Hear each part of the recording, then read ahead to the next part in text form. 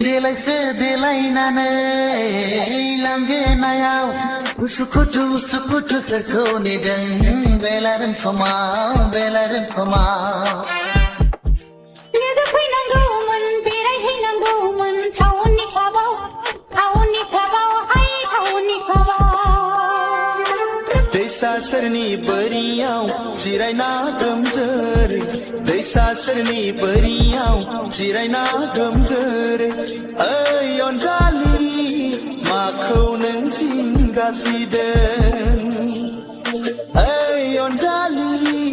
सोरखौ नों गोसोखांदों नोंजों नङाब्ला नोंखौ मोनाब्ला संसाराव थानाय नङा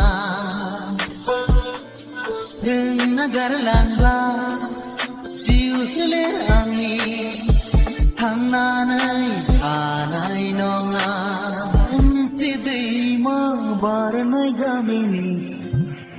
आं जिउनि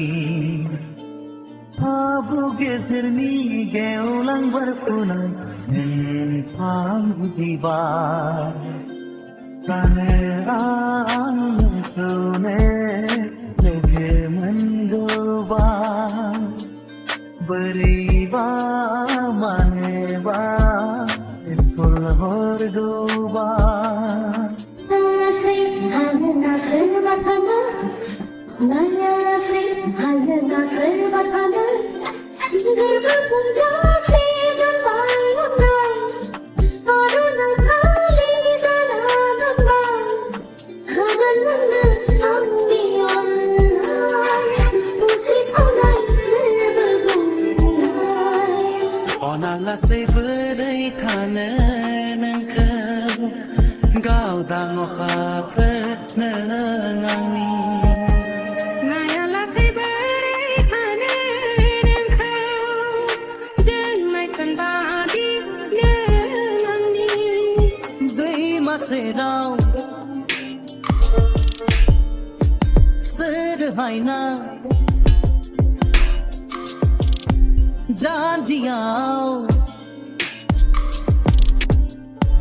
दै हुदानाय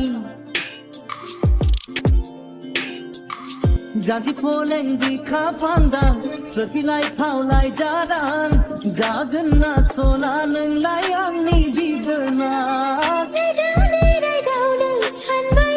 बै जोहोलावजों लोगो हमनो सानबाय गोसो गोरबोआव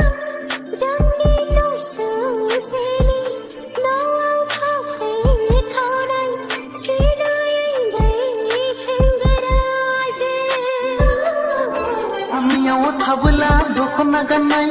टाउनाव बेरायब्ला सुरिदार गाननाय हाइ हिल गाननाय